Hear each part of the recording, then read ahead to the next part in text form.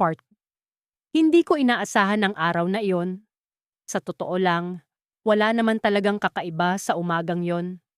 Pareho pa rin ang tunog ng alarm clock ko, ang amoy ng kape ni Mama, at ang paulit-ulit na pagmamakaawa ng kapatid kong si Clara na ihatid ko siya sa eskwela bago ako pumasok. Pero sa huling pagkakataon na pumasok ako sa classroom, alam ko na sa loob ko na may mali. Si Enzo, ang kaibigan kong laging maaga, laging nakangiti, at laging may baong kwento, ay wala. Paulo, nasaan si Enzo? Tanong ni Trisha, isa sa mga kaklase namin. Hindi ko alam ang isasagot. Kahapon lang, magkasama kami ni Enzo sa library. Nag-usap kami tungkol sa project sa science, nagkatawanan kami, at nagplano pa para sa intramurals. Walang kahit na anong senyales na hindi siya papasok kinabukasan. Sa buong araw, hindi ko siya nakita. Walang text, walang tawag. Akala ko, baka may sakit lang siya. Pero kinabukasan, wala pa rin siya. Sa ikatlong araw, nagsimulang magtanong ang lahat. Paulo, okay ba si Enzo? Tanong ni Ma'am Reyes, ang advisor namin. Nagkibit balikat lang ako. Sa totoo lang, hindi ko alam. Sa loob-loob ko, may kabana. Bakit bigla siyang nawala? Hindi ito ang unang pagkakataon na hindi siya pumasok. Pero kadalasan, nag-aabiso siya. Paulo, hindi ako papasok bukas. May lakad kami ng pamilya. O kaya, Paulo, may sakit ako. Pakisabi kay Ma'am. Pero ngayon, wala. Tahimik. Pagkatapos ng klase, dumiretso ako sa bahay nila. Kilala ko ang bahay ni Enzo. Ilang beses na akong nakapunta roon para mag-overnight, gumawa ng projects, o simpleng maglaro ng video games. Pero nung araw na yon, iba ang pakiramdam. Parang may bigat sa hangin habang pumapasok ako sa gate nila. Paulo? Bungad ng nanay ni Enzo, si Tita Lorna. Kita ko ang pag-aalala sa mukha niya. Halos hindi siya makatingin sa akin ng diretsyo. Tita, nasaan po si Enzo? Tanong ko. Ang boses ko bahagyang nanginginig. Hindi agad sumagot si tita. Tumalikod siya, nagpunas ng mata, at saka bumuntong hininga. Tumigil na siya sa pag-aaral, Paulo.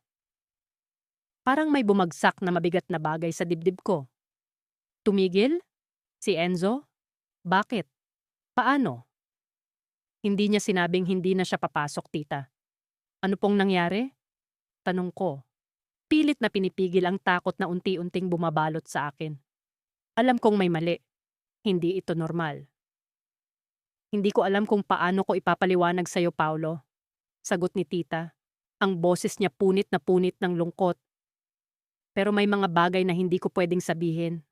Ang alam ko lang, pinili niyang huminto. Hindi ko matanggap. Si Enzo, ang kaibigan kong laging masayahin, laging positibo, laging may pangarap, ay biglang tumigil sa eskwela. Ano ang dahilan? Pag-uwi ko, hindi ako mapakali. Nakatingin lang ako sa kisame ng kwarto ko. Iniisip ang mga huling araw na magkasama kami ni Enzo. May sinabi ba siya? May ginawa ba akong mali?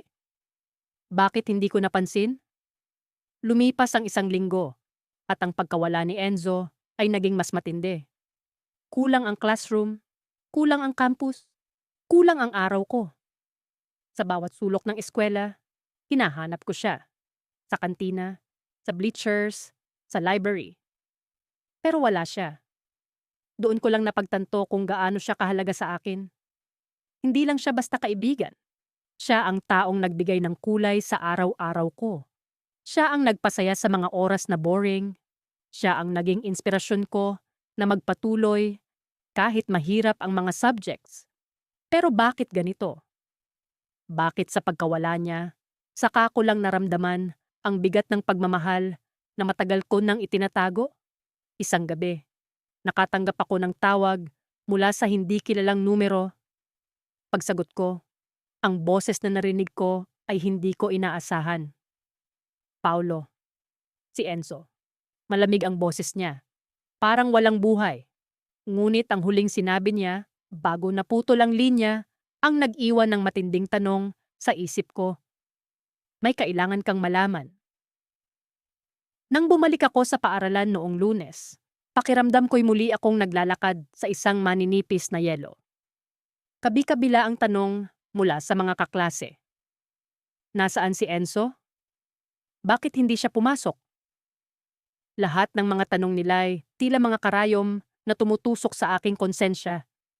Hindi ko alam ang sagot, o baka alam ko, ngunit hindi ko matanggap. Nagsimula ang lahat nung nakaraang linggo. Si Enzo, ang kaibigan kong matalino, masayahin, at palaging may handang nangiti, ay biglang naging tahimik. Hindi na siya tumatambay sa paborito naming bench sa likod ng quadrangle. Hindi na rin siya sumasama sa akin sa kantina para magmeryenda. Sa unay inisip kong baka pagod lang siya o may iniisip. Ngunit nang magtagal, ramdam ko na may mali. Isang linggo bago siya tumigil sa pagpasok, sinubukan kong kausapin siya. Enzo, anong nangyayari? May problema ba? Tanong ko habang nakatingin sa kanya. Tumingin siya sa akin na para bang may gustong sabihin, ngunit natatakot. Wala, Paulo. Pagod lang siguro ako. Sagot niya. Pilit nang umingiti. Hindi ako kontento sa kanyang tugon, ngunit pinili kong maghintay. Umaasa akong kusa niyang ikukwento ang kanyang dinadala. Ngunit hindi siya bumalik. Lumipas ang mga araw na hindi siya nasisilayan sa paaralan. Puno ako ng kaba at tanong. Sa huli, nagdesisyon akong bisitahin siya sa kanilang bahay. Naisip kong baka doon ko makuha ang mga sagot. Pagdating ko sa kanilang bahay, sinalubong ako ng kanyang ina. Paulo, mabuti naman at napadalaw ka. Pasok ka, anak, anyaya niya. Mababakas sa kanyang mukha ang pag-aalala. Nasaan si Enzo, tita? Tanong ko agad. Nasa kwarto niya, matamlay. Hindi ko rin alam kung anong nangyari. Sagot niya habang pinapasok ako sa loob. Dahan-dahan kong binuksan ang pintuan ng kwarto ni Enzo. Nakahiga siya sa kama, nakatingala sa kisame. Enzo, bulong ko. Tumagilid siya at tumingin sa akin. Sa kanyang mga mata, bakas ang lungkot na hindi ko pa kailanman nakita. Paulo, hindi ko na kaya. Bulong niya. Anong ibig mong sabihin? Pagod na ako sa lahat ng expectations. Sa lahat ng pagtingin ng mga tao na dapat lagi akong perfect. Hindi ko na kaya. Diretsong sabi niya. Ramdam ko ang bigat ng kanyang mga salita. Hindi ko inakala na ang palaging masayahing kaibigan ko'y puno pala ng pag-aalala. Enzo, hindi mo kailangang mag-isa sa laban mo. Nandito ako. Nandito kami. Hindi mo kailangang itigil ang lahat. Sabi ko, pilit na pinapalakas ang loob niya. Ngunit tumingin siya sa akin at ngumiti ng malungkot. Paulo, salamat. Pero kailangan kong hanapin ang sarili ko. Hindi ko ito makikita kung palagi akong nagtatago sa likod ng maskara. Nang umalis ako sa bahay ni Enzo, ramdam ko ang pagkahiwalay namin. Tila may puwang na hindi ko kayang punan. Sa mga sumunod na araw, pilit kong inaliw ang sarili sa pag-aaral. Ngunit palagi kong naiisip si Enzo. Naisip ko kung paano ko siya hindi napansin. Paano ko hindi nakita ang bigat na dinadala niya. Doon ko lang naramdaman kung gaano ko siya kamahal bilang kaibigan. Isang buwan ang lumipas at sa bawat araw na nagdaan, lalo kong naramdaman ang kanyang pagkawala. Puno ako ng pagsisisi. Sana'y mas naging sensitibo ako sa kanyang nararamdaman. Sana'y nagawa ko siyang tulungan bago pa man siya tuluyang bumitaw. Isang gabi, habang nag-aaral ako sa aking silid, natanggap ko ang isang mensahe mula kay Enzo. Paulo, salamat sa lahat. Hindi ko alam kung kailan, pero babalik ako. Hanggang sa muli. Sa kabila ng lungkot, nabuhay ang pag-asa ko. Alam kong darating ang panahon na babalik siya. Sa kanyang pagbabalik, sisiguraduhin kong hindi na siya mag-iisa. Ngunit sa likod ng pag-asang iyon, may kaba akong nararamdaman. Ano nga ba ang magiging kahulugan ng kanyang pagbabalik? Magiging kami pa rin kaya? O may nabago na? Habang iniisip ko ang mga bagay na ito, biglang nagring ang telepono. Isang tawag mula sa hindi kilalang numero. Nang sinagot ko ito, isang boses ang narinig ko. Boses na hindi ko inaasahang maririnig muli. Paulo, kailangan kitang makausap. May dapat kang malaman tungkol kay Enzo. Nagising ang buong atensyon ko. Ano kaya ang dapat kong malaman? Ano pa ang hindi ko alam? Sa puntong iyon, nadama ko ang takot at pag-asa. Ang tawag na ito ang magiging simula ng bagong yugto sa buhay namin ni Enzo, isang yugtong puno ng posibilidad at misteryo. Sa mga araw na lumipas mula nang tumigil si Enzo sa pag-aaral, hindi ko maiwasan ang pakiramdam ng kawalan. Ang dating masiglang pag-uusap namin sa pagitan ng mga klase ay napalitan ng katahimikan. Sa bawat pagpasok ko sa eskwela, tila may bahagi ng aking mundo ang nawala. Hindi ko inasahan na ganito pala ang magiging epekto ng kanyang pagkawala. Bagamat madalas ay busy ako sa mga gawain sa klase, hindi ko mapigilang mag-alala kay Enzo. Ano na kaya ang ginagawa niya? Ano kaya ang dahilan ng kanyang biglaang pag-alis? Hindi ko alam kung paano ko siya makakausap muli. Hanggang sa isang araw, habang pauwi na ako, nakatanggap ako ng mensahe mula sa isang hindi pamilyar na numero. Paulo, si Enzo to. Pwede ba tayong magkita? Nagulat ako at halos mabitawan ang telepono. Matagal ko na itong hinihintay ang pagkakataong makausap siya. Agad akong pumayag at nagkasundo kaming magkita sa isang maliit na kainan malapit sa dati naming tinatambayan. Sa aming pagkikita, agad kong napansin ang pagbabago kay Enzo. Hindi na siya yung dating palangiti at puno ng enerhiya. May lungkot sa kanyang mga mata na tila ba nagkukubli ng isang mas malalim na kwento. Kumusta ka na? Ang una kong tanong, pilit na pinapakalma ang sarili. Paulo, maraming nangyari. Simula niya, habang naglalaro ang kanyang mga daliri sa tasa ng kape. Napilitan akong tumigil dahil sa pamilya ko. Kailangan ko silang tulungan. Nagulat ako sa kanyang revelasyon. Hindi ko inakala na ganito pala ang dahilan.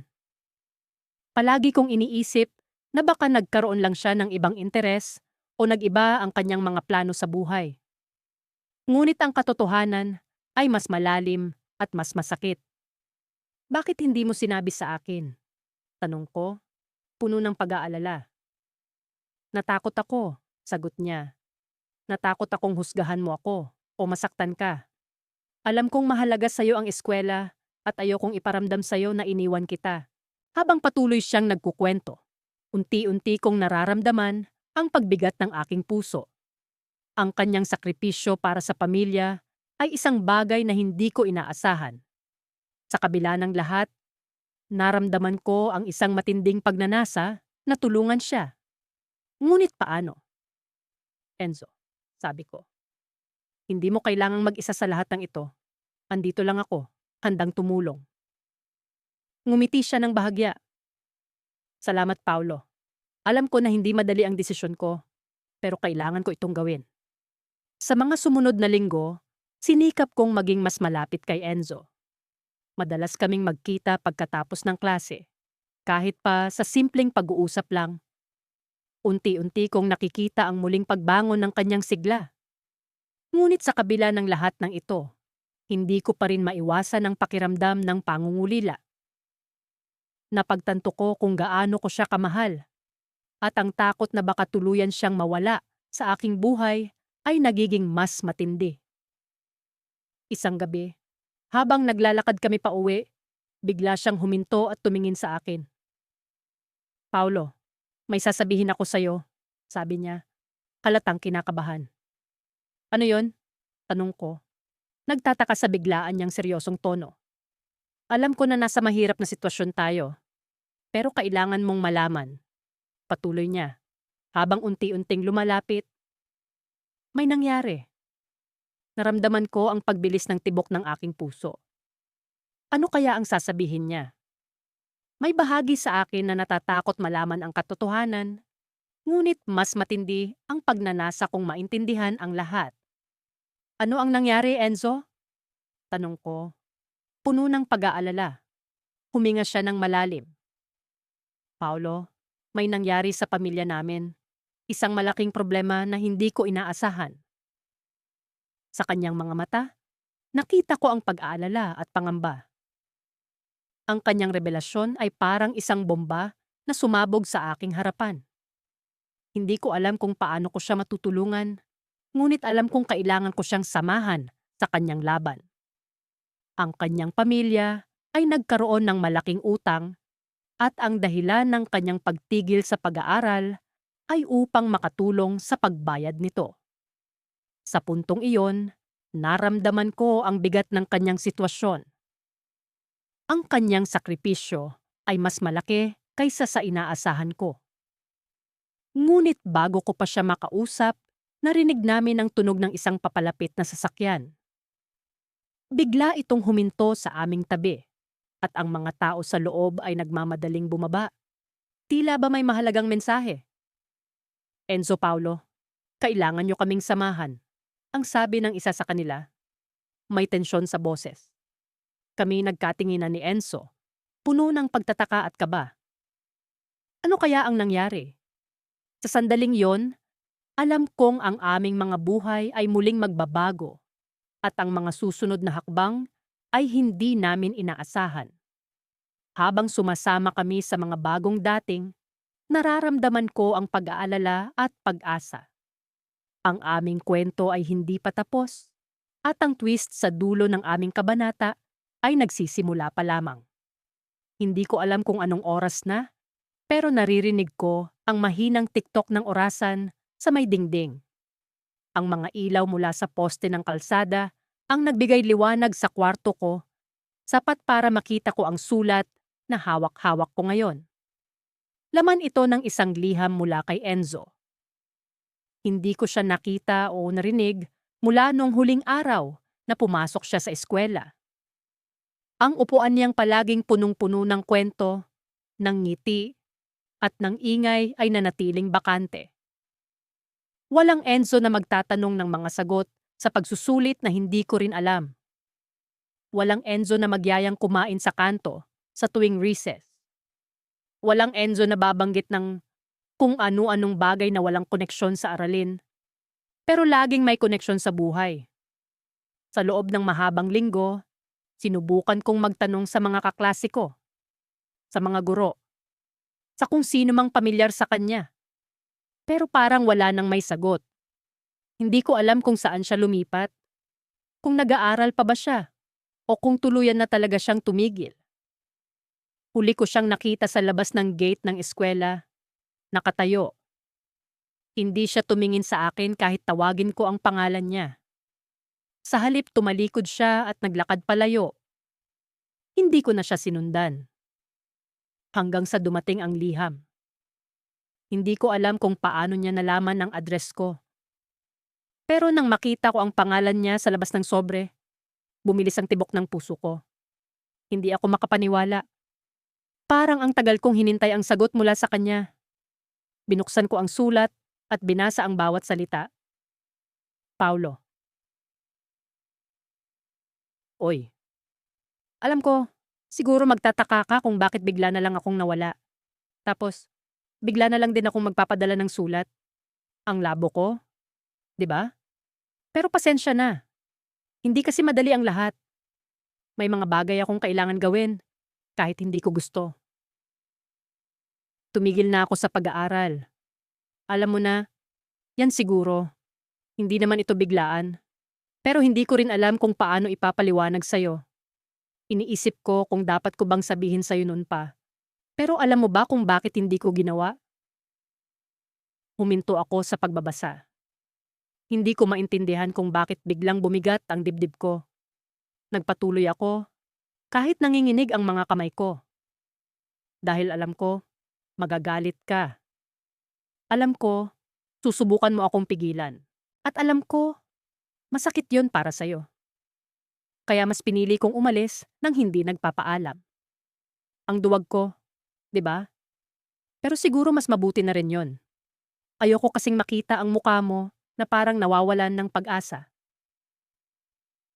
Kailangan kong tumigil dahil sa pamilya ko. Alam kong hindi mo naiintindihan kasi hindi mo pa nararanasan. Pero minsan, Paulo, may mga bagay na mas mahalaga kaysa sa sarili mo. Kailangan kong magtrabaho. Hindi ko rin alam kung magagawa ko pa ulit bumalik sa eskwela. Pero alam mo, hindi naman ako nawawalan ng pag-asa. Sana ikaw din. Ikaw. Alam mo bang ikaw ang dahilan kung bakit ang hirap kong umalis? Ang hirap kong magdesisyon? Kung pwede lang, sana nandyan pa rin tayo, pareho. Pero hindi ganun kadali ang buhay. Paulo, alam ko hindi ko ito nasabi sa'yo noon. Pero mahal kita. Sa totoo lang, matagal ko na itong iniisip. Pero hindi ko alam kung tama bang sabihin sa'yo. Na baka masira lang ang pagkakaibigan natin. Kaya pinili kong manahimik. Pero ngayon, ano pa bang mawawala? Wala na ako dyan. Kaya siguro, ito na ang tamang oras para malaman mo. Mahal kita, Paulo. Hindi ko alam kung ano ang gagawin mo sa impormasyong to. Pero sana, huwag kang magalit. Sana maintindihan mo. At sana, huwag mo akong kalimutan. Ingat ka palagi. Enzo. Tigil ang hininga ko habang binabasa ang huling linya ng sulat. Parang biglang bumaliktad ang mundo ko. Hindi ko alam kung ano ang mararamdaman. Mahal ako ni Enzo? Bakit ngayon ko lang nalaman? Bakit sa ganitong paraan? Sa bawat salitang nabasa ko, naramdaman ko ang bigat ng pangungulila. Ang sakit ng pagkawala niya. At ang hindi maipaliwanag na saya at kaba sa pag-amin niya. Tumayo ako, hawak pa rin ang sulat, at naglakad papunta sa bintana. Nakatingin ako sa labas, sa madilim na kalsada, na parang may inaasahan akong makita. Pero wala. Biglang tumunog ang cellphone ko. Isang tawag. Hindi ko kilala ang numero. Sinagot ko ito. Kahit nagdadalawang isip ako. Paulo? Ang boses na iyon, hindi ako pwedeng magkamali. Enzo? Tanong ko. Halos hindi makapagsalita. Oo, ako to. Ang dami kong gustong itanong. Ang dami kong gustong sabihin. Pero bago pa ako makapag-isip ng sasabihin, narinig ko ang mahinang boses niya. Paulo? May sasabihin ako, pero huwag ka sanang magugulat. May kung anong kaba ang bumalot sa akin. Bakit? Tanong ko, halos pabulong. Sana mapatawad mo ako, sagot niya, bago tuluyang naputol ang linya. At doon ko lang napansin ang isa pang papel na nakatupi sa loob ng sobre. Hindi ko ito napansin kanina. Binuklat ko ito at halos bumagsak ang puso ko sa nabasa. Paulo, kung nabasa mo na ang liham na ito, malamang alam mo na ang nararamdaman ko. Pero may isa pa akong bagay na aaminin. May ginawa akong mali. May tinago ako sa'yo. Darating ang panahon na malalaman mo rin ang totoo. Pero sana, malaman mo muna kung gaano kita kamahal. Ano ang ibig niyang sabihin? Ano ang tinatago niya? Ang mga tanong na yon ang bumalot sa isip ko.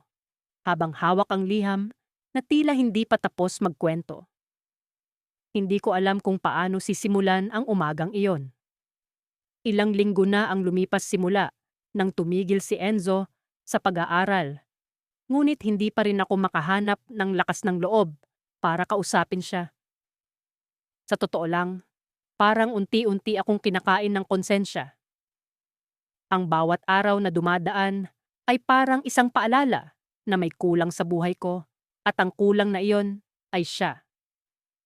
Hindi ko na siya nakikita sa mga pasilyo ng eskwelahan, hindi ko na siya kasabay sa pagkain tuwing break, at hindi ko na naririnig ang kakaiba niyang tawa na palaging nagtatanggal ng bigat sa araw ko. Nakakabaliw ang ganitong pakiramdam. Ang dating simpleng pangungulila ay unti-unti nang lumalalim sa isang bagay na hindi ko lubos maipaliwanag. Pagmamahal ba ito? Pagkakaibigan? O baka naman pareho? Habang naglalakad ako papunta sa klase, napansin kong may isang piraso ng papel na nakasuksok Sa locker ko. Hindi ito karaniwan. Wala akong inaasahang sulat mula kanino man. Saka ba? Dahan-dahan kong binuksan ang locker at kinuha ang papel. Ang sulat ay nakatiklop ng maayos at sa unang tingin pa lang, alam kong hindi ito basta-basta. Ang sulat ay may pirma ni Enzo. Napako ako sa kinatatayuan ko. Hindi ko alam kung dapat ko bang basahin ito agad o itago muna. Pero sa huli, nanaig ang kagustuhan kong malaman ang laman nito. Binuksan ko ang sulat at ang bawat salitang nakasulat dito ay parang mga palaso na tumama sa puso ko. Patas siyamang puan, Paulo. Alam kong hindi mo ako hinahanap at siguro ay hindi mo rin ito inaasahan. Pero gusto kong malaman mo ang dahilan kung bakit ako tumigil sa pag-aaral. Hindi ko ito nasabi sa iyo nun dahil natakot ako sa magiging reaksyon mo. Natakot ako na baka hindi mo ako maintindihan. Ang totoo, hindi ako tumigil dahil sa hirap ng mga asignatura. Hindi rin dahil tamad ako. Tumigil ako dahil kailangan kong tumulong sa pamilya ko.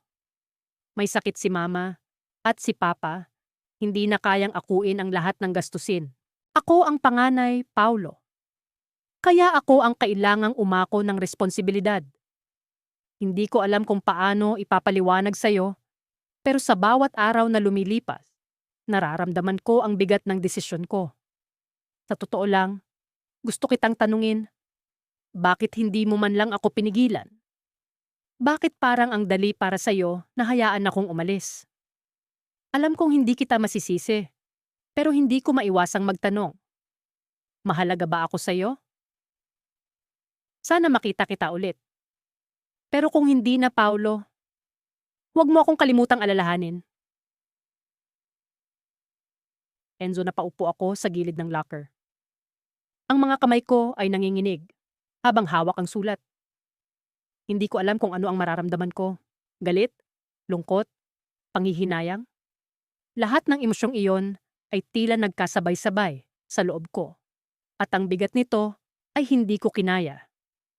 Bakit nga ba hindi ko siya pinigilan? Sa totoo lang, gusto kong pigilan siya noon. Gusto kong sabihin sa kanya na huwag siyang umalis, na kailangan ko siya. Pero hindi ko nagawa. Siguro dahil natakot ako. Natakot akong ipakita kung gaano siya kahalaga sa akin.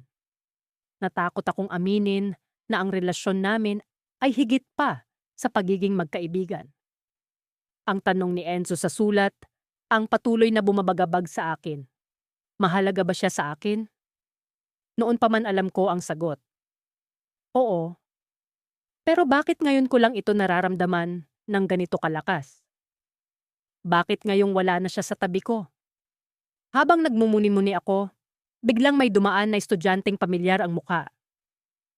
Si Gio, isa sa mga kaibigan ni Enzo. Agad akong tumayo at nilapitan siya. Gio, nakita mo na ba si Enzo? Hindi ko siya makontak. Tanong ko. Halatang desperado. Tumingin siya sa akin. Halatang nag-aalangan. Paulo, hindi mo ba alam? Wala na si Enzo dito sa bayan. Lumipat na sila sa probinsya nila sa Laguna. Sinabi niya sa akin na baka hindi na siya makakabalik. Parang may bumagsak na mabigat na bato sa dibdib ko. Lumipat siya? Hindi na siya babalik? Tila nagdilim ang paligid ko.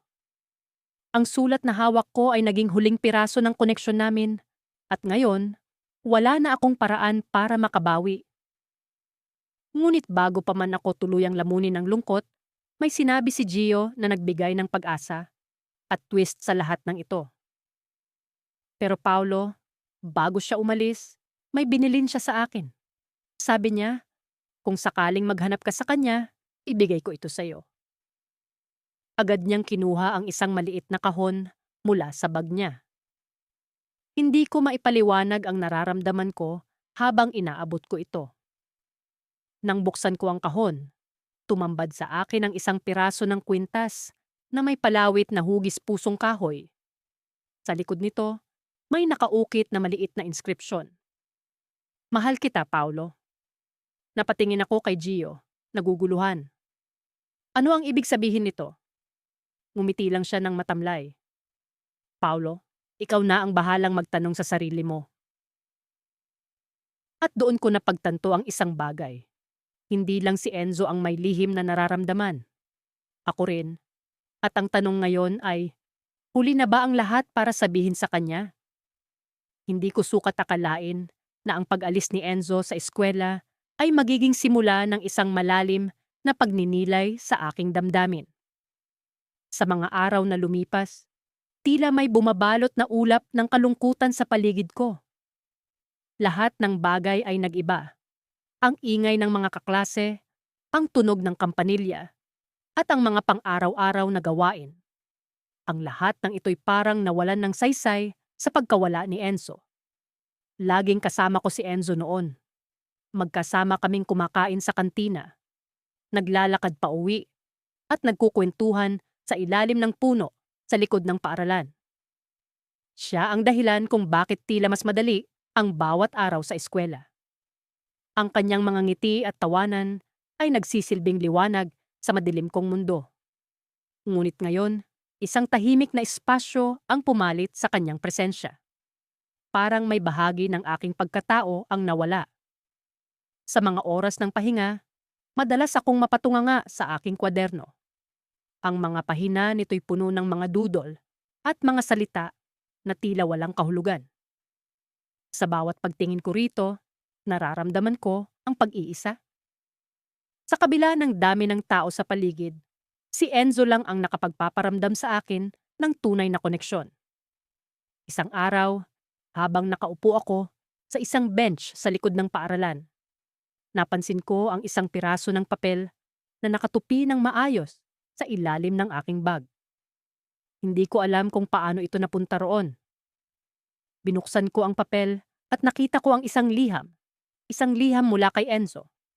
Paulo, alam ko na ang aking pag-alis ay biglaan at hindi inaasahan. Maraming dahilan kung bakit kailangan kong mag-drop out. Ngunit ang pangunahing dahilan ay upang hanapin ang sarili ko. Hindi ko alam kung saan ako patungo. Ngunit alam kong kailangan kong umalis sa eskwela upang malaman ito. Sa kabila ng aking desisyon, gusto kong malaman mo na ikaw ang isa sa mga mahalaga sa akin. Hindi ko makakalimutan ang mga araw na magkasama tayo. Salamat sa lahat, lalo na sa pagkakaibigan mo, Enzo. Hindi ko napigilan ang pagpatak ng luha habang binabasa ang kanyang liham. Ang bawat salita ay tila patalim na tumatagos sa puso ko. Napagtanto ko na ang kanyang pagkawala ay hindi lamang pagkawala ng kaibigan, kundi ang pagkawala ng isang bahagi ng sarili ko na hindi ko alam na mahalaga. Doon ko lang naramdaman kung gaano ko siya kamahal. Sa kabila ng kanyang liham, hindi ko masisisi si Enzo. Alam kong may mga bagay na hindi ko kayang intindihin at marahil ito'y bahagi ng kanyang paglalakbay. Ngunit hindi ko rin maiwasan ang panghihinayang. Maraming pagkakataon na sana'y nasabi ko sa kanya kung gaano siya kahalaga sa akin. Mga pagkakataon na sana'y nagawa kong ipakita na ang bawat araw na kasama siya ay isang araw na puno ng kahulugan. Lumipas ang mga araw at ang eskwela'y patuloy na umikot sa kanyang karaniwang galaw, subalit ang mundo ko'y tila nakatigil. Hindi ko alam kung paano magsisimula muli, ngunit may parte sa akin na umaasa na balang araw, babalik si Enzo. Umaasa ako na sa kanyang paglalakbay, matatagpuan niya ang hinahanap niya. At umaasa ako na sa pagbabalik niya, maipapakita ko na ang tunay kong nararamdaman. Isang gabi, habang naglalakad ako pauwi galing sa eskwela, may naramdaman akong kakaiba.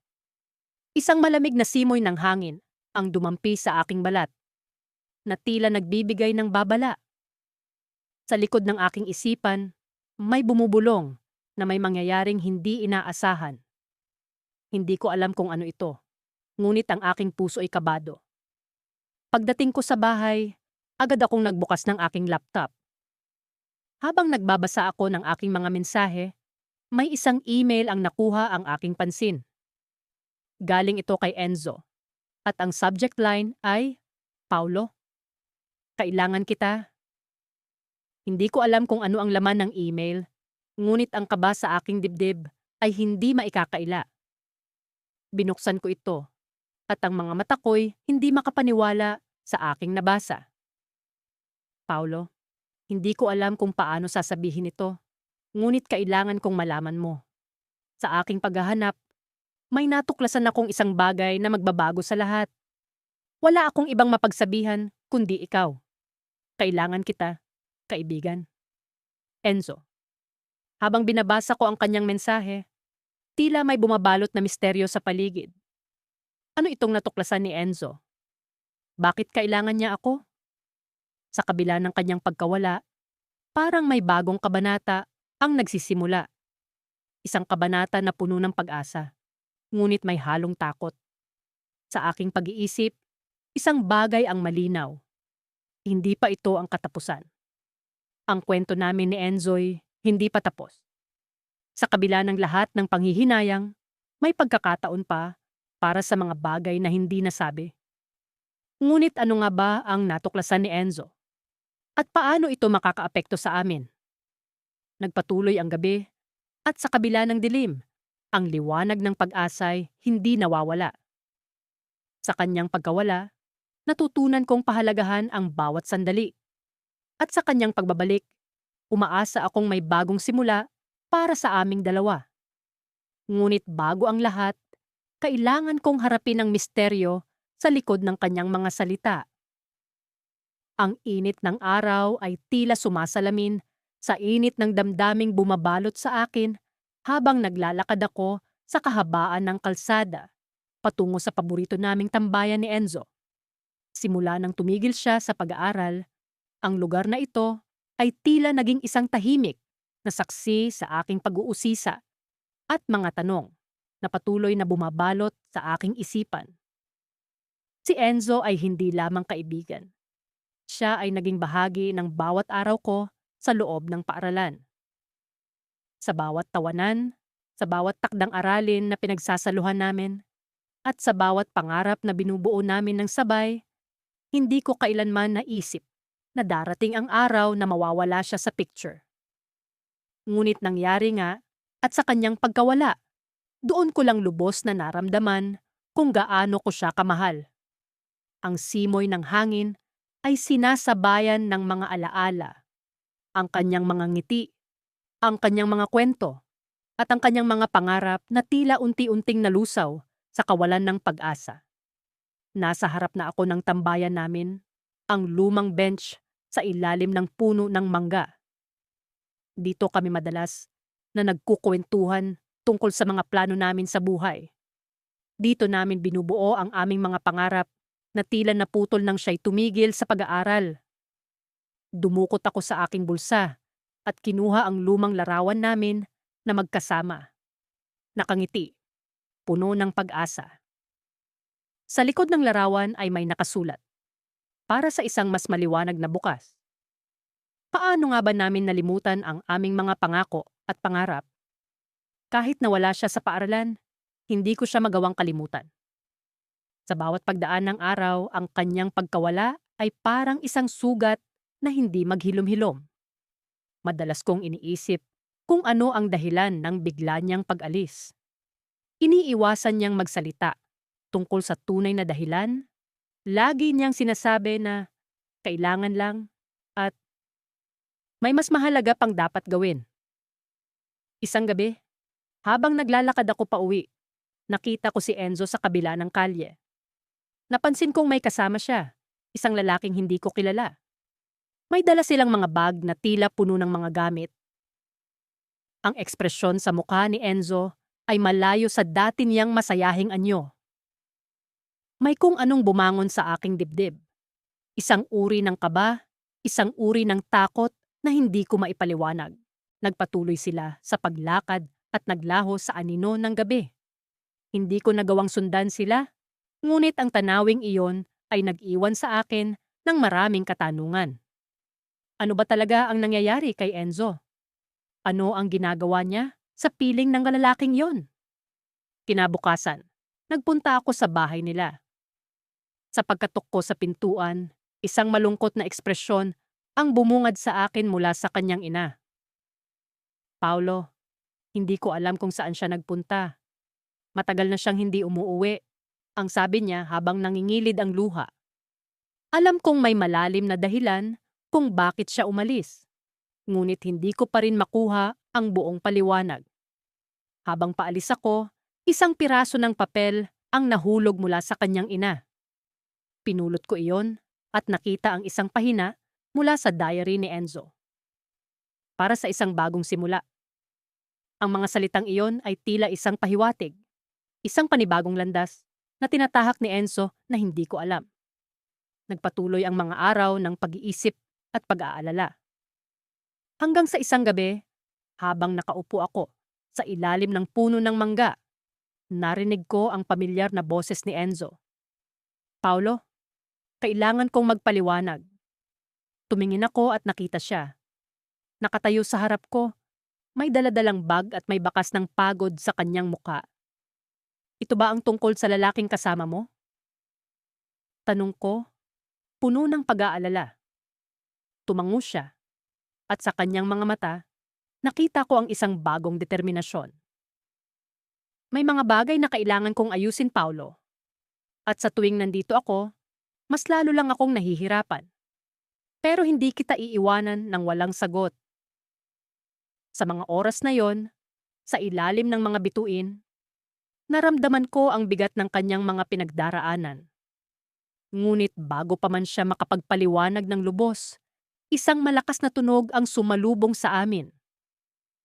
Isang sasakyan ang biglang huminto sa harap namin. At mula rito ay lumabas ang lalaking nakita ko noon kasama si Enzo. Enzo, oras na, sabi ng lalaki.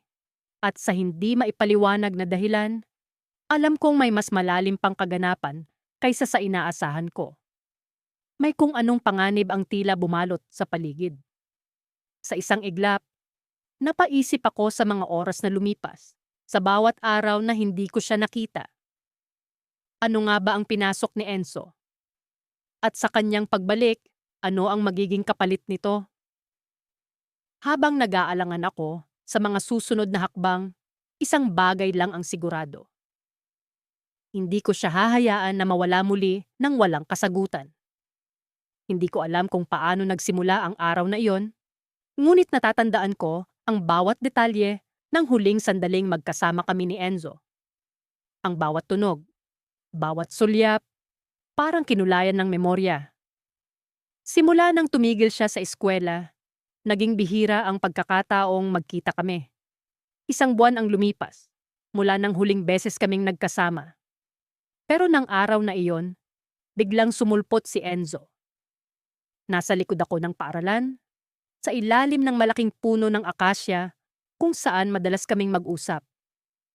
Ang lugar na iyon ang naging saksi ng bawat kwento, bawat tawanan, pati na rin ng mga tahimik na sandali naming dalawa. Sa totoo lang, hindi ko inaasahan na makikita ko siya roon. Huli kaming nagkausap sa pamamagitan ng chat, 2 linggo na ang nakalipas. Pero hindi siya sumagot sa huli kong mensahe. Alam kong may nangyayari sa kanya, pero hindi ko alam kung paano niya iyon sinusolo. Paulo, tawag niya sa akin. Napalingon ako at doon ko siya nakita. Mukhang payat siya kumpara sa dati. Parang mas naging malalim ang bagsak ng kanyang mga mata. Pero kahit ganon, nandun pa rin ang ngiti niya. Ang ngiting pamilyar, ang ngiting palaging nagpapagaan ng mundo ko. Enzo? Tanong ko. Hindi ko maitago ang gulat sa boses ko. Anong ginagawa mo dito? Hindi siya sumagot agad. Lumapit siya sa akin. Bit-bit ang isang lumang backpack na medyo sira na ang strap. Nang makalapit siya, ibinaba niya ito sa lupa. Hinila niya ang zipper at may inilabas siyang isang notebook. Hindi ko alam kung bakit, pero parang may mabigat na bagay sa pagitan namin. Parang may hindi siya sinasabi. Naalala mo ba to? Tanong niya, sabay abot sa akin ng notebook. Agad kong nakilala iyon. Itim na may mga gasgas sa gilid. Ang notebook na madalas niyang dala kahit saan. Noon pa man, sinabi niya sa akin na dito niya sinusulat ang lahat ng mahalaga sa buhay niya. Mga pangarap, mga plano, pati na rin ang mga bagay na hindi niya kayang sabihin ng harapan. Of course, sagot ko habang hawak ang notebook. Akala ko nawala na to. Lagi mo tong dala dati. Tumawa siya ng mahina, pero may lungkot sa mata niya. Hindi nawala, sinadya kong itago. Kasi, pinutol niya ang sinabi, parang nagdadalawang isip kung itutuloy ba. Bakit, Enzo? Ano bang nangyayari? Simula nang tumigil ka sa eskwela, hindi mo na ako kinakausap ng maayos. Ano ba to? Naramdaman ko ang pag-aalala sa boses ko. Tumitig siya sa akin, diretso sa mga mata ko. Paulo, hindi kita iniwasan. Gusto ko lang na maayos ang lahat bago ko sabihin ito sa'yo. Sabihin ng ano? Tanong ko. Mas lalong naguguluhan. Pakiramdam ko, bawat segundo ay nagpapakaba sa akin. Bumuntong hininga siya at tumingin pababa. Parang dinadala siya ng bigat ng mundo. Paulo. Hindi siya tumingin sa akin nang sabihin niya ang mga susunod na salita. May sakit ako. Biglang tumigil ang paligid. Parang nawala ang tunog ng hangin. Ang ingay ng mga estudyanteng tumatakbo sa malayo. Ang tibok ng puso ko. Hindi ko alam kung tama ba ang narinig ko.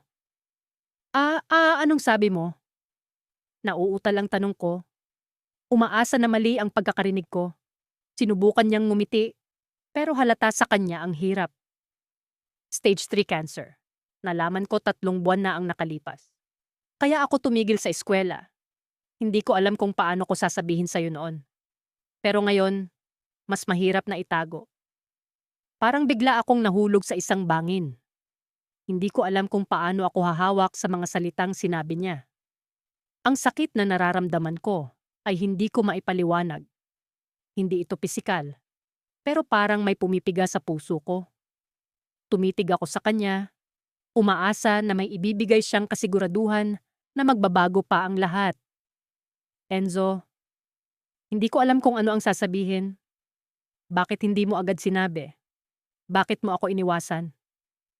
Paulo, hindi ko alam kung paano haharapin to. Ang hirap.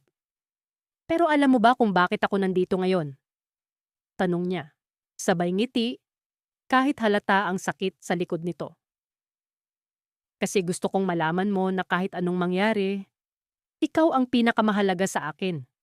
Ikaw ang dahilan kung bakit ako lumalaban. Halos hindi ko maiproseso ang sinabi niya. Ang daming tanong ang tumatakbo sa isip ko. Pero nawala ang lahat nang bigla niyang hinawakan ang kamay ko. Ang init ng palad niya, pero parang may halong lamig. Hindi ko alam kung paano ako magre-react. Paulo, bulong niya. May isa pa akong kailangan sabihin. Tumango ako, kahit ang puso ko ay tila nabalutan ng takot. Ano? Tumitig siya sa akin. At sa isang iglap, parang may dumaan na anino sa mukha niya. May isang tao na gustong malaman ang lahat ng tungkol sa'yo. Pero hindi ko alam kung paano ko ipapakilala sa'yo. Anong ibig mong sabihin? Tanong ko, mas lalong nalilito. Bago siya makasagot, biglang may lumabas mula sa gilid ng puno. Isang babae, siguro kaedad namin, pero hindi ko siya kilala. Tumigil siya sa tabi ni Enzo at tumingin sa akin ng diretsyo. Paulo, sabi ng babae. Ako si Lyra at ako ang dahilan kung bakit tumigil si Enzo sa eskwela. Biglang bumaliktad ang mundo ko. Sino siya? Ano ang koneksyon niya kay Enzo? At bakit ang mga mata niya ay tila may dala ring sakit na hindi ko maipaliwanag? Sa sandaling iyon, alam kong may mas malalim pang kwento sa likod ng lahat. Hindi ko akalaing darating ang araw na ito. Ang araw na muling babalik si Enzo sa paaralan. Matagal-tagal na rin mula nang huli kaming nagkita. At sa bawat araw na lumipas, tila lalo lamang lumalalim ang lungkot na nadarama ko. Lahat ng sulok ng eskwela ay puno ng alaala namin. Mga tawanan at asaran, mga pangarap na sabay naming binuo. Ngunit simula nang umalis siya, para bang nagbago ang lahat. Ang mga dating masisiglang araw ay tila naging malamlam at tahimik. Nang dumating siya sa aming klase, hindi ko alam kung paano ko siya sasalubungin. Nakatayo ako sa gilid ng pinto, pinagmamasdan siya habang unti-unting pumapasok sa silid-aralan. Hindi ko maipaliwanag ang nararamdaman ko, halo-halo ang saya, kaba, at pangungulila. Nagpakawala siya ng isang ngiti, ang pamilyar na ngiting iyon na madalas kong makita, ngunit ngayon ay tila may bahid ng lungkot. Paulo, bungad niya, ang boses niya ay parang musika sa aking pandinig. Matagal-tagal din tayong hindi nagkita Tumango ako, pilit na itinatago ang pag-aalalang bumabalot sa akin. Oo nga, Enzo. Kamusta na? Eto, ayos lang naman, sagot niya. Ngunit kita ko sa kanyang mga mata na may mga bagay siyang gustong sabihin. Ikaw, kamusta ka na? Okay lang din, sagot ko, kahit na alam kong hindi ito ang katotohanan. Sa loob ng mga buwang lumipas, tila nagkulay abo ang aking mundo. Naisip ko, bakit nga ba hindi ko sinabi sa kanyang mahalaga siya sa akin bago pa man siya nawala? Sa buong araw na iyon, sinubukan kong maging normal, tulad ng dati. Ngunit sa bawat oras na lilipas, lalo pang lumalakas ang tibok ng aking puso. Hindi ko maalis ang titig ko sa kanya. Sa kanyang mga mata, na tila puno ng kwento. Sa kanyang ngiti, na kahit papaano'y nagbibigay liwanag sa aking mundo.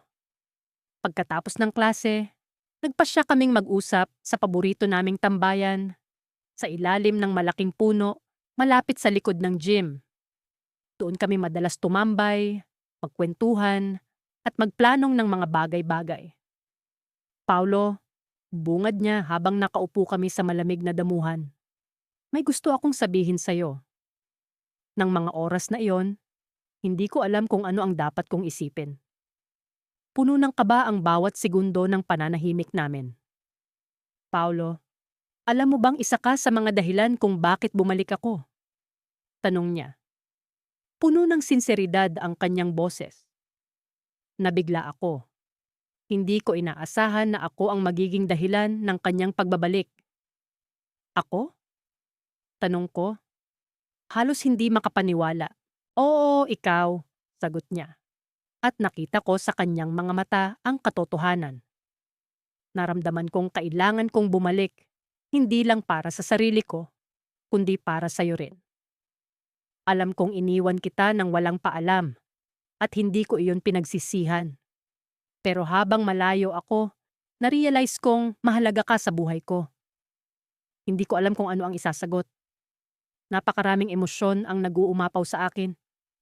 Tila may kung anong init na dumaloy mula ulo ko hanggang paa. Mahal ko siya. Iyon ang sigurado ko. At sa puntong ito, wala nang makakapigil sa akin para sabihin iyon. Enzo, bungad ko, hinahanap ang tamang mga salita. Alam mo bang noong nawala ka, doon ko lang na-realize kung gaano kita kamahal? Lumiwanag ang kanyang mukha sa narinig at nakita ko ang ngiti sa kanyang labi na matagal ko nang hinahanap-hanap.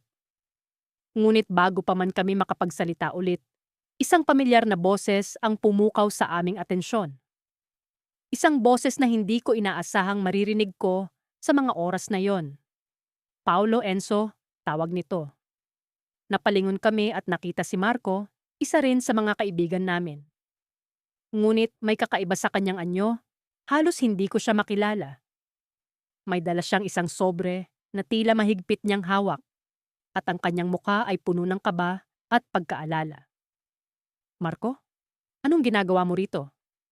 Tanong ko, nagtataka sa kanyang biglaang pagdating. May kailangan kayong malaman, sagot niya. Ang kanyang boses ay puno ng nerbiyos. May nalaman ako. Tungkol kay Enzo. Nagkatinginan kami ni Enzo, puno ng pagtataka at kaba. Ano ang nalaman ni Marco? At bakit tila napaka-importante nito? Sa mga oras na iyon, alam kong may malaking bagay na magbabago sa aming buhay, ngunit hindi ko alam kung ano iyon. Ang tanging alam ko lang ay ang pagkakaupo namin sa damuhan ay simula pa lamang ng mas malalim na kwento na kailangan naming harapin.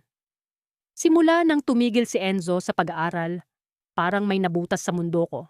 Isang malaki, madilim, at tahimik na espasyo na hindi ko alam kung paano pupunuin. Ang bawat araw sa eskwela ay naging isang kahon na walang laman, kahit papuno ito ng mga kaklase, guro, at mga gawain. Kahit nasa paligid ko ang tawanan, nagiging malungkot ang tunog nito sa pandinig ko. Hindi ko alam kung bakit, pero siguro dahil ang tawa ni Enzo ang hinahanap ko. Matagal na kaming magkaibigan, simula pa nung elementarya. Palagi siyang nandyan, palaging may ngiti, palaging handang makinig kapag may problema ako. Pero nang bigla siyang tumigil sa pag-aaral, ang lahat ay nagbago. Hindi niya sinabi ang dahilan. Wala siyang iniwang paliwanag, wala rin siyang nagawang paalam. Basta na lang siyang nawala. Sinubukan ko siyang tawagan noong una, pero hindi siya sumasagot. Ang mga mensahe ko ay tila naglaho sa hangin. Dumiretso ako sa bahay nila, pero sinasabi ng nanay niya na busy raw siya at ayaw raw niyang magpaistorbo. Ano bang nangyayari? Bakit siya biglang umiwas? Isang araw, habang naglalakad ako pauwi, nadaanan ko ang dating tambayan namin, ang maliit na tindahan sa kanto, kung saan madalas kaming bumibili ng paborito niyang fishball.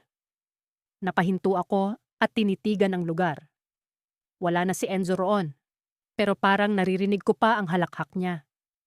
Bigla kong naramdaman ang bigat ng lungkot. Paulo, napalingon ako. Si Marco, isa sa mga kaklase namin, ang tumatakbo papunta sa akin, may hawak na papel. Hingal na hingal siya nang dumating sa harapan ko. May iniwan si Enzo para sa'yo, sabi niya habang inaabot ang papel. Napalunok ako, liham. Hindi ko alam kung bakit parang bumagal ang oras habang binubuksan ko ang nakatiklop na papel. Ang mga kamay ko ay nanginginig, ang puso ko ay bumibilis. Ang sulat kamay ni Enzo ang bumungad sa akin. Pamilyar, magulo, pero palaging may tamang espasyo. Nung po tinaran sabi ng Paulo, pasensya na kung bigla akong nawala. Alam kong maraming tanong sa isip mo, pero hindi ko alam kung paano ko sasabihin ang lahat. Kaya isinulat ko na lang. Tumigil ako sa eskwela dahil kailangan. Hindi ko na kayang magpatuloy, Paulo. Masyadong mabigat ang lahat. Hindi lang sa grades, kundi sa buhay. Alam mo kung gaano kahirap ang sitwasyon namin sa bahay. Lalo na nung nawala si Papa. Parang ang lahat ay bumagsak. Si Mama, si Nina, at ako, hindi na namin alam kung paano babangon. Sinubukan kong magpatuloy. Sinubukan kong ipakita na kaya ko. Pero hindi ko pala kaya. Kaya huminto na lang ako. Hindi ko gustong makita mo akong ganito, Paulo. Gusto ko lang na maalala mo ako bilang yung Enzo na palaging masaya, palaging matatag, palaging positibo. Pero ang totoo, hindi na ako yon. May isa pa akong gustong sabihin. Matagal ko na itong tinatago, pero siguro ngayon ko na kailangang aminin. Mahal kita, Paulo. Hindi bilang kaibigan lang, kundi higit pa roon. Maraming beses kong sinubukang kalimutan ang nararamdaman ko, pero hindi ko magawa. Pero alam ko rin na hindi ito tama. Kaya mas mabuti na siguro na mawala na lang ako sa buhay mo. Hindi kita kayang saktan o guluhin. Kaya ito na ang huli nating pag-uusap. Salamat sa lahat, Paulo. Salamat sa pagiging ikaw. Enzo, tumigil ang mundo ko. Hindi ko alam kung paano ko babasahin ang huling mga linya ng sulat. Mahal niya ako? Si Enzo, ang matalik kong kaibigan. Ang taong iniisip kong parang kapatid. Mahal niya ako? Ang dami kong gustong sabihin. Gusto kong tumakbo papunta sa bahay nila. Yakapin siya. Sabihin sa kanya na hindi niya kailangang umalis. Na hindi niya kailangang itago ang nararamdaman niya. Na mahalaga siya sa akin. Kahit hindi ko pa alam kung ano ang sagot ko sa nararamdaman niya. Pero hindi ko nagawa. Hindi ko alam kung bakit. parang may pumipigil sa akin. Siguro takot, siguro gulat, siguro hindi ko alam kung paano simulan ng lahat. Kinabukasan, nagdesisyon akong puntahan siya. Pero nang makarating ako sa bahay nila, isang hindi inaasahang balita ang bumungad sa akin. Paulo, sabi ng nanay ni Enzo, namumula ang mata sa kakaiyak. Wala na si Enzo. Hindi ko maintindihan. Ano ang ibig niyang sabihin? Bigla siyang umalis kagabi. Hindi namin alam kung saan siya nagpunta. Pero kaninang umaga, may tumawag sa amin. May aksidente raw. Napahawak ako sa dibdib ko. Ang sulat sa kamay ko ay biglang naging mabigat. Parang ang bawat letra ay tumutusok sa puso ko. Ang huling pagkakataon na maririnig ko si Enzo ay sa pamamagitan ng liham na iniwan niya. Ang mga salitang hindi ko nasagot, ang nararamdaman niyang hindi ko na ipakita. At ang pinakamalaking tanong, nasaan siya nang mangyari ang lahat? At bakit siya umalis nang hindi ko man lang nakita? Tumigil siya sa eskwela at doon ko lang naramdaman kung gaano ko siya kamahal. Ang mga araw na walang Enzo sa klase ay parang mga araw na walang kulay. Sa bawat pagpasok ko sa eskwela, ang dating masaya at maingay na kwarto ay tila naging tahimik at malamig. Hindi ko na naririnig ang boses niyang parating punong-puno ng enerhiya. Ang mga biro niyang minsan nauuwi sa sermon ng guro o ang pagtawa niya na tila walang iniintindi sa mundo. Ang presensya niyang dati parang hangin lang sa akin. Ngayon ay hinahanap ko sa bawat sulok ng silid-aralan. Minsan, habang naghihintay ako sa unang klase, napako ang tingin ko sa upuan niya. Nandun pa rin ang pangalan niya na sinulatan niya gamit ang ballpen. Enzo, na may kasamang maliit na guhit ng smiley face. Hindi ko alam kung bakit, pero napangiti ako. Napansin ko rin ang maliliit na gasgas sa desk niya, mga marka ng paglalaro niya ng coin toss tuwing break time. Sa bawat detalye ng upuan niya, parang bumabalik ang mga alaala. Ang sakit sa dibdib na nararamdaman ko ay hindi pa rin nawawala. Simula nang tumigil siya sa eskwela, halos gabi-gabi kong iniisip kung bakit niya ginawa iyon. Hindi siya nagbigay ng malinaw na paliwanag, kahit marami sa amin ang nagtatanong. Ang sabi lang niya nung huling araw niya, mahalaga ang pamilya ko, kailangan nila ako. Pero bakit parang may kulang sa sinabi niya? Bakit parang may tinatago siya? Sa totoo lang, hindi ko alam kung bakit ako masyadong apektado. Marami namang estudyanteng nawawala sa eskwela. Pero bakit si Enzo lang ang hindi mawala-wala sa isip ko? Kung tutuusin, hindi naman kami sobrang close. Oo, seatmate kami. At oo, lagi siyang nakikipag-usap sa akin. Pero hanggang dun lang. Hindi ko inakalang magkakaroon siya ng ganitong epekto sa akin. Isang hapon, habang pauwi ako, napansin kong may isang pamilyar na figura sa kanto ng tindahan ng siomai. Si Enzo. Nakasuot siya ng lumang hoodie at tila may binibilang siyang pera sa kamay. Hindi ko alam kung bakit, pero agad akong tumakbo papunta sa kanya. Enzo! Tawag ko, at biglang lumingon siya. Tila nagulat siya nang makita ako, pero agad niyang tinakpan iyon ng isang pilit na ngiti. Paulo, bati niya. Kamusta? Anong ginagawa mo dito? Tanong ko agad. Hindi ko mapigilan ang sarili ko. Bumibili lang ng siomai, sagot niya, sabay pakita sa supot na hawak niya. Hindi ako nakontento sa sagot niya. May kung anong kakaiba sa kilos niya. Ang dating masigla niyang aura ay tila napalitan ng pagod at lungkot. Enzo, bakit ka tumigil sa eskwela? Tanong ko diretso. Napatingin siya sa akin, pero hindi siya agad sumagot. Sa halip tumingin siya sa lupa, tila iniisip ang bawat salitang bibitawan. Mahaba ang kwento, bulong niya. May oras ako, sagot ko. Pilit na pinipilit siyang magsalita. Napabuntong hininga siya at tumingin sa akin. Hindi lang tungkol sa pamilya, Paulo. May mga bagay na kailangan kong gawin. May mga responsibilidad ako na hindi ko na kayang balansehin. Pero bakit hindi mo sinabi sa akin? Sa amin? Sa lahat? Tanong ko. Ramdam ang frustration sa boses ko. Paulo, hindi mo maiintindihan. Sagot niya.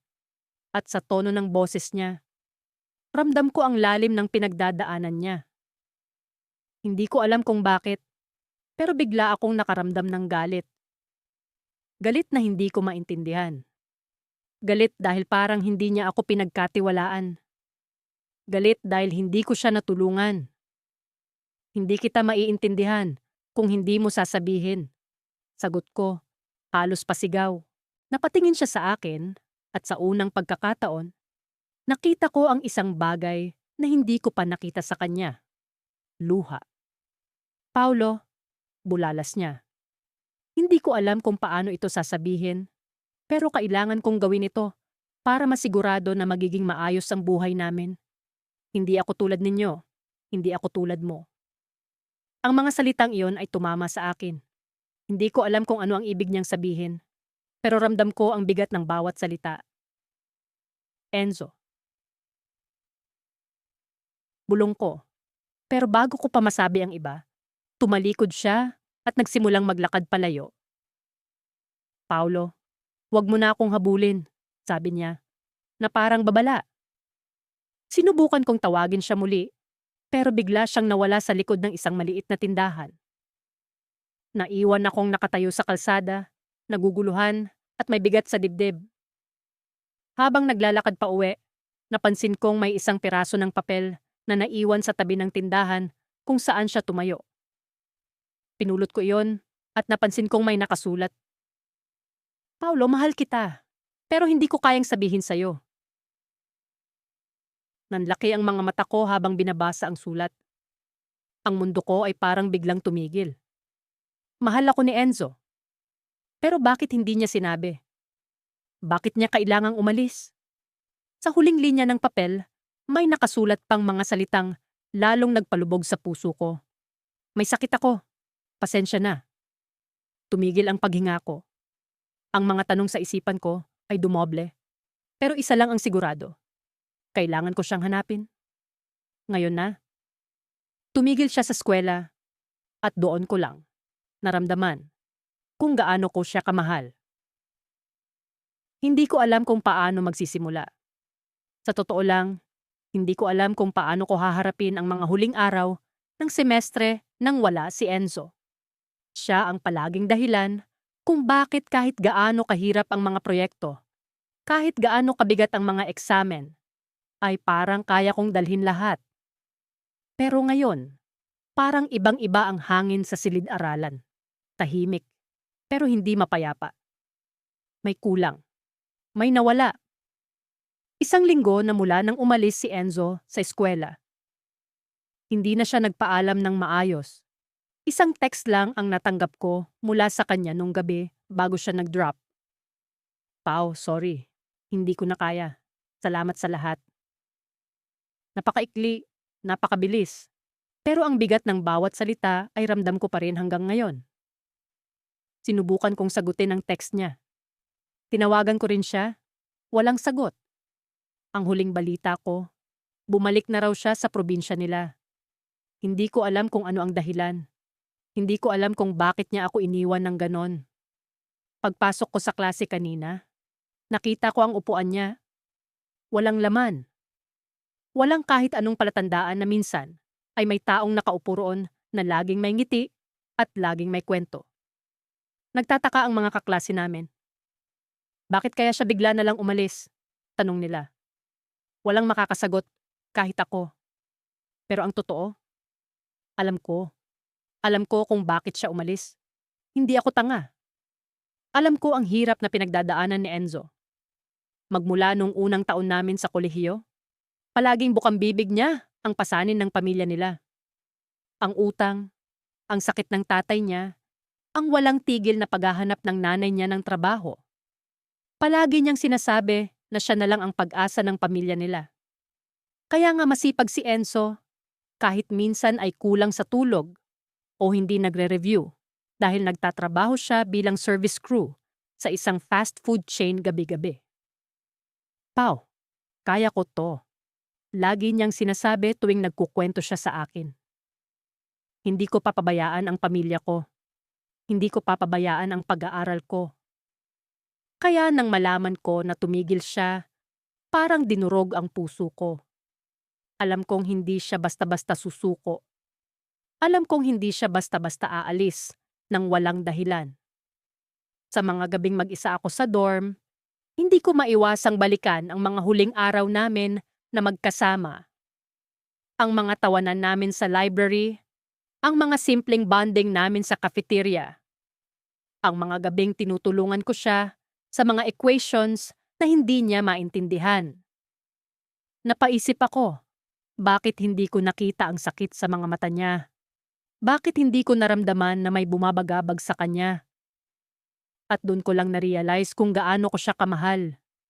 Hindi romantiko, pero malalim. Si Enzo ang tao na palaging may oras para sa akin, kahit gaano siya kabisi. Siya ang palaging nasa likod ko kapag nawawalan ako ng lakas ng loob. Siya ang palaging tumatawa sa mga corny kong joke, ang palaging nagre-remind na kaya ko, na hindi ako dapat magpatalo sa stress. Pero ngayon, wala na siya. Nang matapos ang klase, hindi ako agad umuwi. Naglakad-lakad ako sa campus, sa mga lugar kung saan madalas kaming magtambay. Sa ilalim ng malaking puno sa quadrangle, sa bench malapit sa admin building, sa library, kung saan palagi kaming nag-aaral. Lahat ng mga lugar na yon ay puno ng alaala. Napahinto ako sa harap ng bulletin board malapit sa registrar's office. May kung anong humila sa akin para basahin ang mga anunsyo at doon ko nakita ang isang piraso ng papel, nakadikit sa gilid. Scholarship Program for Financially Struggling Students. Apply now. Natigilan ako. Biglang bumalik sa isip ko ang sinabi ni Enzo nung isang buwan. Pau, kung may scholarship lang sana na pang full tuition, baka mas madali. Hindi ko na kailangang magtrabaho gabi-gabi. Bakit hindi niya ito nakita? Or baka nakita niya, pero huli na. Hindi ko alam kung ano ang pumasok sa isip ko, pero bigla akong nagdesisyon. Kinuha ko ang cellphone ko at tinawagan si Enzo. Ring. Isa pa. 2. 3. Walang sagot. Nasa kalagitnaan ako ng pag-type ng isang mahaba at emosyonal na message nang biglang tumunog ang cellphone ko. Tumatawag si Enzo. Enzo! Halos pasigaw kong sagot. Pero bago pa ako makapagsalita, narinig ko ang boses niya. Mahina, pagod, at punit na punit. Pau, tulungan mo ako. At doon ko lang napansin ang ingay sa background. Mga sigawan, mga iyak. Enzo, nasaan ka? Anong nangyayari? Tanong ko, nanginginig ang boses. Wala na. Wala na si tatay. Biglang nanlamig ang katawan ko. Enzo, nasaan ka? Ulit ko mas madiin. Sa wakas, sumagot siya. Sa probinsya. Pero, Pau, may problema. Bago pa niya masabi ang susunod na salita, biglang may narinig akong malakas na tunog. Parang putok. Sunod-sunod. Enzo? Enzo, anong nangyayari? Pero wala na. Tumawag ako ulit. Pero hindi siya sumagot. Tumakbo ako palabas ng campus. Hindi ko alam kung saan ako pupunta, pero alam ko na hindi ako pwedeng maghintay na hindi ko siya makita.